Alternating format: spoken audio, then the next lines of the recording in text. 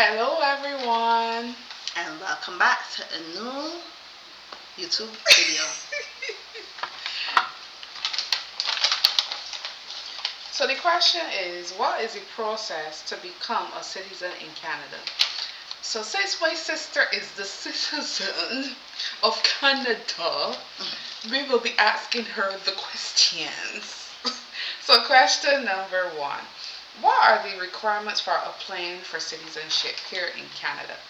So I am gonna tell my story, because I don't really want to go through like all these Logistics. legal, Legal stuff. because I don't want people to say, oh, she need to say this. I am gonna tell you basically what I did, and you would pick sides from nonsense. That's what you just see. Anywho, so for me, basically, I've lived in Canada for about 10 years before I actually applied for citizenship. And throughout those years, I went through being a student to working to getting my PR and then applying. Um, so I became a PR in March of 2020, and I applied for citizenship in January of 2023. What I did was in 2022, I decided to do some research and look up what I needed to be eligible. So you have to be a PR first and foremost in order to apply for citizenship. And you have to be a PR for a certain amount of time. It says you have to be physically present in Canada for 1,095 days. Me personally, I think that you should. That's their minimum. But I think, and I did this for myself. I can't remember how much more. I think I have way surpassed the time regardless. But I would go past the 1,095 days for sure, just to make sure you're on the safe side, right? Um, because you don't want a situation where you're just meeting a number and wondering if you have been able to um what do you want to say?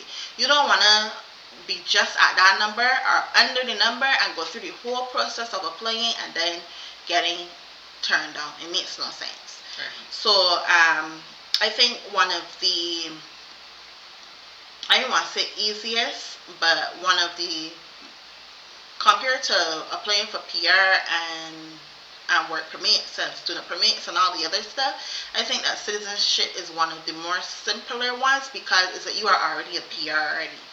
You know what I mean? So, right. So 1,095 days. I travel a lot. So those days that you travel, you can't include those days. So basically, I used to travel sometimes 2 months or a little more than 2 months. Sometimes I used to travel for a day. Like let's say I was just going over to like Detroit or something, for a day for shopping or whatever, and coming back into Canada. So for those days, you have to cross out those days and make sure that you're only counting the days that you're physically present in Canada. Um, when counting your days, take into account that you are only counting 5 years before the date of your application, the date that you're signing on your application before you send it in.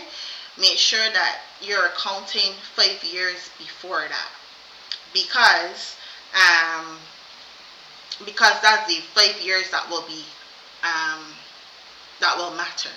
Anytime before 5 years, anytime before 5 years, they're not, immigration is not gonna take that information. So for example, if you've lived in Canada for 8 years, or you've lived in Canada for 20 years, and let's say you got your PR within the 15, let's say you've lived in Canada for 20 years, and you got your PR within the 15th year of that 20 years, right? And then you decide you wanted to apply for citizenship. Make all that other timing that you've been there wouldn't matter. Okay. It's not eligibility, right? So I think I wrote a little example. So if you've immigrated, just so I could give you simpler terms, if you've immigrated in 2008 and you apply for citizenship in 2019, because you can see how far 2008 is from 2019, right? It's That you 11 are years. only counting back 5 years, okay, from when you are applying. So you're applying from 2019, you're counting back 5 years. So that would be 2013.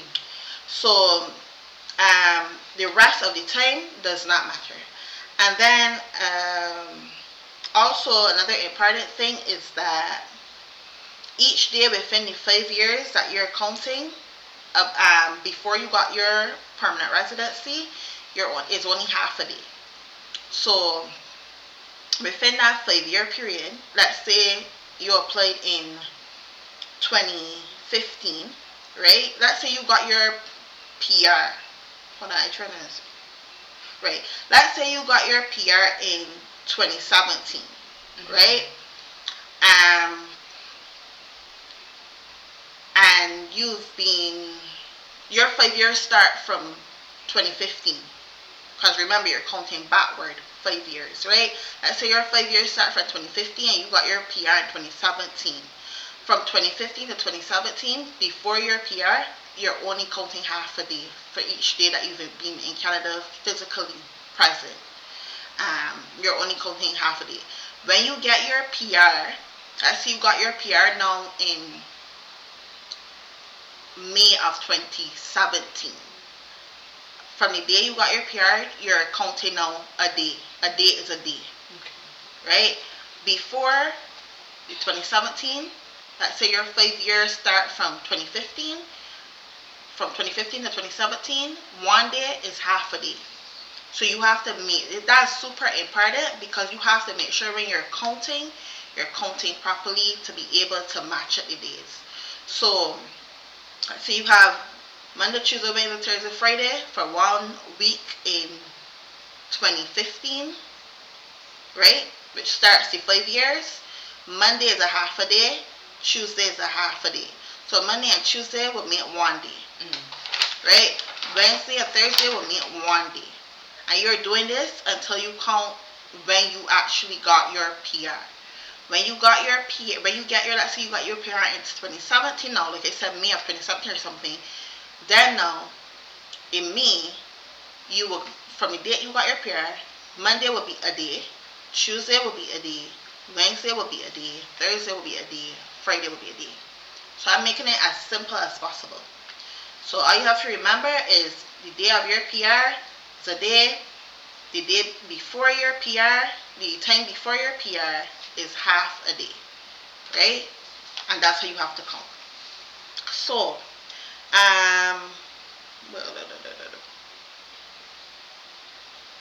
right. So then, right, as I was saying, this is super important because I've seen people share their stories on social media and stuff where people literally was very upset because they say, like, immigration turned them down for missing one day. They'll say, oh, I did the math and I realized, like, it was just one day away, one day from that 1,095 days, and immigration turned down my application. But to be on the safe side, as I said before, go way past the 1,095. You could go to like 2,000 or whatever. You could go to 2,000 or whatever amount of days. But you want to make sure that you're surpassing the days so that just in case you miscalculate, because you have to calculate the time that you've been here, right? That you've been physically present in Canada. You have to calculate that time. So you want to make sure that you're calculating properly. So just make sure you go way past the time so that just in case you miscalculate, because we're humans and some of us aren't good at math like me, right? So just in case, then well, I still gone clear because I've been past the time, right? Yeah. So that's question one, basically. So I hope that my long explanation was clear, but I think these things are very, very important for applying for citizenship because so many people get messed up in this calculation situation. Yeah, it's true. Alright, number two, how long do I have to live in Canada before I can apply for citizenship? So, again, as I said before, you could have been living in Canada for a long time. It doesn't matter. But once you apply for your PR, when you apply for your PR, obviously you have to have your PR first. I would say be a PR for about 3 years to be on the safe side before applying for citizenship. Because I feel like if you're a PR for 3 years, because remember, once you become a PR, you're counting that as one day, and they only count 5 years for the date that you're applying, right? So if you become a PR, let's say um, if you become a PR and you remember that's you and you wait until 3 years, remember that's one day that you're counting. Before your PR, you're counting half a day, so it's a longer time period before your PR, and they only allow you up to 5 years before the application date anyway. So it cuts it off in a way, right? So my best bet, I would say, is to at least stay a PR up to 3 years. I think 3 years is a good time before you could apply for your citizenship. Okay. I think that's a safe bet. Okay. How much does it cost to apply for citizenship? So the fee for citizenship is around $649 and probably some cents. If you are applying by yourself. If you are using a consultant or a lawyer, it will most definitely be more. What tools did you use to prepare for your citizenship test? So to study for my citizenship test, I downloaded an app, and this app allowed me to answer questions. So basically they were quizzing me, and I was just responding to the questions just on like a regular quiz. I also watched YouTube videos where people like ask questions, and then they wrote down the questions, wrote down the answer, and I made my own little study booklet. But everybody studies different ways and everybody learns differently. So there's also a study guide on Canada.ca, where you can read or listen to information. It's like a lot of information to read. I didn't do that, but some people wouldn't mind doing that. So that's another thing you can do to prepare for the test. And during the test, you get 20 questions. You don't know what type of questions you're going to get, so it's best to try to really study and get familiar with all the questions, because you have to pass 15 questions in order to pass the citizenship test. I didn't research this part, like I didn't go back through this part, but I think you only get like 2 chances. Don't quote me on this, but I think it's either only 2 or 3 chances you get to take the citizenship test. I think it might only be 2. And then if you fail like 2, I think they might contact you and ask you more questions about what you failed or whatever. I don't know if you might go in to the office personally, and then maybe they set a different way for you to do the test or whatever. I'm not quite sure, but try to just study to pass. That way you don't have to deal with all the extra stuff, you know? Yep. Alright. How long does it take to process an application for citizenship? For me, when I sent in my application, it was January of 2023, and I had my test in April of 2023, and I had my citizenship ceremony, and I became a citizen in June of 2023. So technically for me, I would say about 6 months, give or take. For other people, that was me though, because I've seen stories where other people have said theirs have taken years. So I don't know the situation with that, and I can't really comment on it. But for me personally, the whole process only took me about 6 months. Okay. How did you feel when you took the oath? Well, for me, I felt ecstatic. I felt proud. I had my sister with me here, and I also had my mom on the phone supporting me through my citizenship ceremony. Daddy was there too. I can't remember if Daddy was there or not, but I remember we was on the phone for sure. But anyway, But yeah, I had them supporting me, and I think it was a very proud moment for me because um, anybody that knows my story, as I've said, was a pretty rough. My journey to citizenship was a pretty rough one because, like I said already, I got turned down the first time for my student permit. I got turned down at one point also from a work permit, and I got turned down at one point for a PR. My first time applying for a PR, I got turned down as well. So 3 times I got denied. Let this be a lesson that regardless of the situation, even if you get turned down, if people tell you no, if people tell you whatever, keep going, keep pressing on, never quit, never give up, because a time will come where you will have a breakthrough. And so for me, I was able then to really feel proud of my accomplishment because I was resilient. I knew my journey wasn't easy. I knew it was challenging at times. I even felt like I want to give up at times, but I kept pressing on. And so I was a very proud Canadian on that day because I knew what I had to deal with. Wonderful. And happy Canada Day to you again, Canadian. Anyhow, after taking the oath as a Canadian, what are the next steps? So after you take the oath, I would say, okay, let me deal with before. Before you take the oath, I would say familiarize yourself with things that, so this is like after you pass the citizenship test. And now you know now the next steps are more than likely the oath.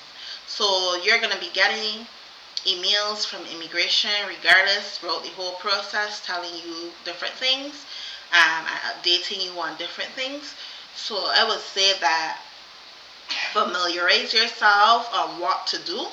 Like watch YouTube. I watched a lot of YouTube videos during that time of people who were citizens, how they, how their experiences were with their citizenship ceremony, what they had to bring, what they had to do, different things, what they had to say. I read information as well. You can read information on the Government of Canada website. As I said before, um, immigration will also send you emails updating you on what you have to do as well. Oh, the question was after. Okay, that was before. So after the ceremony now, yeah, you're a Canadian citizen. Not the gay. Next, you will be getting your Canadian citizenship certificate in the mail. I think mine came 4 weeks four after. yeah 4 weeks or so after mine came, and basically you get a little booklet from the Prime Minister and the Immigration Minister and different people welcoming you to uh, Canada. Not really welcoming you, but like congratulating you on being a citizen, telling you welcome home, whatever. And basically, you also get, um, your certificate stating that you're a citizen when you became a citizen, whatever. Keep that certificate because you may need it for um, different things you do. You might need that to show as well. Um, Not often though, just little things you might need it for. I don't know. Like for me, um, for like for example, applying for OSAP, you might need to show them that certificate because you're a citizen, and they will need proof, and they're gonna ask you for that. Another thing is you can also apply for your passport, and another thing is that you can go places now once you actually get the certificate and stuff. You can now go places for free for a year. So like places like the museum and what other places. I didn't go anywhere because by that time I had already gone a lot of places anyway. So it wasn't really. I didn't feel the need to go. But yeah, you can go to a museum. You can go to other little places. You can Google it and see which places you can go to for free for that year. And it's only a year. So I didn't have this question written, but I want to know how did you feel when you first came into Canada? whenever you go to the airport, how did you feel when you showed the guy that's the passport as he said, "Welcome home"? How did you feel about that? I felt, first of all, like, I just felt normal because whenever Barbados, like I said, when I go to Barbados, I just use my Belgian passport. When I come back to Canada, I use my Canadian passport. And I don't know how Tony is. I think Tony is started this grand thing, but for me it was just normal. Um, and basically I don't really have much to say because it was just regular. Well, let me talk about me. Let me talk about myself. So I remembered when I first got my PR card and I went back home and I, visited and stuff, and I heard welcome home from Barbados, right? So then I got to the Canadian airport now. I got your kiosk and I knew what I had to do. And when I get the immigration, the guy said, "Oh, welcome home." I felt like a dollar break. Made something in a fish key. She is silly, y'all. Very silly. Oh, I was very excited, okay? You got welcome home twice. I got welcome home twice. And I was very privileged to be alone. I just walked, and I walked like the queen that I am. Okay? Anyhow. But I would say that I find a lot of when people become a citizen in Canada, they tend to get like super excited to get a passport because it means that they know because with Canada I can't remember I should have looked this up, but with Canada you could travel to like a lot of countries without a visa. I think it was 169 or so. I can't remember, but you could travel to a lot of countries without a visa. So a lot of people tend to get excited when they get the Canadian passport because it means they get to travel to a lot of places, including the U.S., without a visa. Um, for me, that part wasn't like an overly big exciting part for me because my country is Barbados and we can travel to a lot of places without visas as well. Like I think the Barbados passport we are visa exempt in a lot of countries. Yeah. The only countries I know that we have to use a visa is the U.S. And so that's the only one place that I would have to get a visa for. Now as a Canadian, I don't need a visa to travel to the U.S. That's the only thing. So for me, it wasn't like that much of a big excitement for that part of it because with my Belgian passport, I could practically go anywhere visa exempt to. And then that's the next thing because when I love to travel to Caribbean islands, I just love the Caribbean. And you're from the Caribbean. Right. I'm from the Caribbean and I love to visit other islands. And I think that whenever you're traveling to another island, like a CARICOM island, the next thing is a privilege when you have to the Belgian passport because you get to cut the line, the long line, and just go into the CARICOM lane and you get through fast because when I was going to Antigua, that's what I did. Like, at the time when I went to Antigua, regardless, I wasn't a PR yet. Right, I wasn't a citizen yet, I was a PR.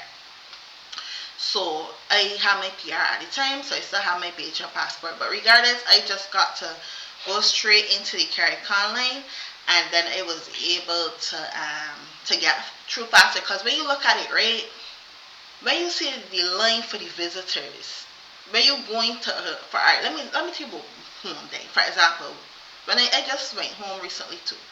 When you go home, and I have my Canadian passport too as well, right?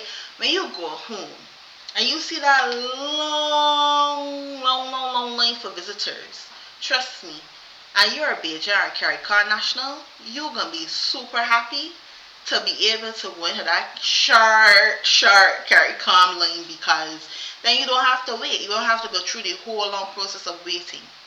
So I think it's a blessing to have both because, like I said, with the Belgian passport, you could travel to a lot of places visa exempt, and when you're going to any CARICOM a Caribbean island, or you're going back home for us for Barbados, then you just go through the CARICOM lane or the Beijing lane, whatever, and quickly get through. And then for Canada now, when we come back home, it's basically kiosk. I think it's a way more simpler process because there are a lot of kiosks everywhere, and you just simply go through the process of doing your stuff at the kiosk and then going straight into the lane, which is not a very long lane because everything goes really fast, and tutus you're out to the airport. So yeah, it's a blessing to have both.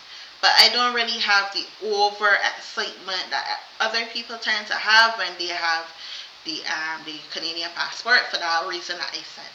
Let me just say one more thing before we do our closing talks.